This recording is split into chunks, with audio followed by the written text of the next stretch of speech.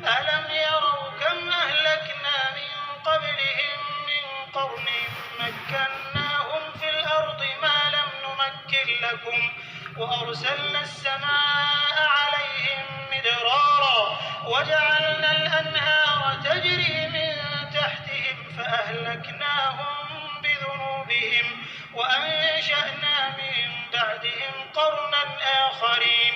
کیا انہوں نے نہیں دیکھا کہ ہم نے ان سے پہلے کتنی امتوں کو ہلاک کر دیا جن کے پاؤں ملک میں ایسے جما کیے تھے کہ تمہارے پاؤں بھی ایسے نہیں جمائے، اور ان پر آسمان سے لگاتار میغ برسایا اور نہریں بنا دی جو ان کے مکانوں کے نیچے بہ رہی تھیں، پھر ان کو ان کے گناہوں کے سبب ہلاک کر دیا اور ان کے بعد اور امتیں پیدا کر دیں.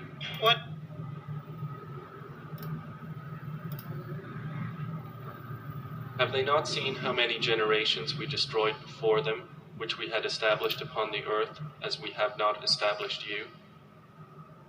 And we sent rain from the sky upon them in showers, and made rivers flow beneath them. Then we destroyed them for their sins, and brought forth after them a generation of others.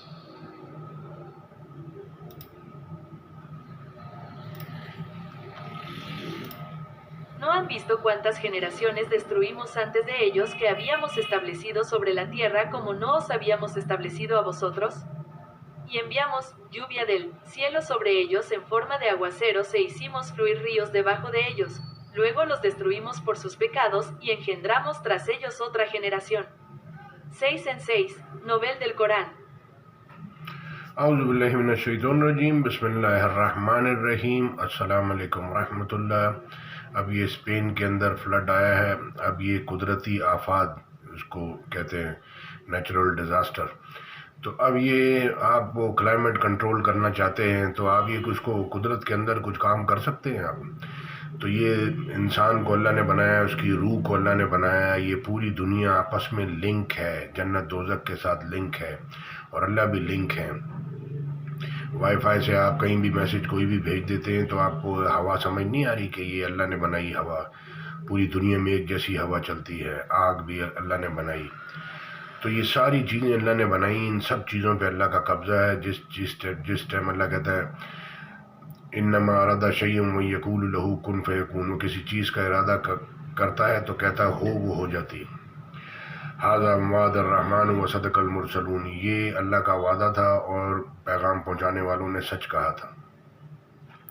تو یہ knowledge یہ نہیں ہے کہ بھئی آپ نے رٹا لگایا، پی ایچ ڈی کر لیا، اب آگے کا بھی آپ کو پتہ نہیں اور پیچھے کا بھی پتہ نہیں.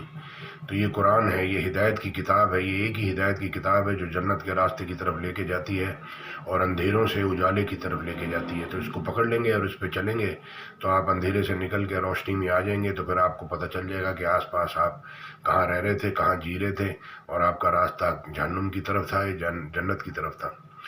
تو اللہ کی طرف رجوع کریں اور اللہ کی بات دھیان سے سنیں. یہ دنیا میں ہم ہمیشہ کے لیے رہنے کے لیے نہیں آئے. یہ ساری چیزیں اللہ نے دی ہیں، جب چاہے گا واپس لے لے گا. اور اللہ آپ کا بھلا کرے. ہم کو اللہ نے بنایا ہے اور اللہ نہیں چاہتا کہ کسی کو میں جہنم میں ڈالوں، لیکن لوگ اپنا راستہ خود چوز کرتے ہیں، اور لوگوں نے خود اپنے لیے یعنی کہ راستہ چنا اپنی عقل اور اپنے دل کی خواہشوں کی وجہ سے.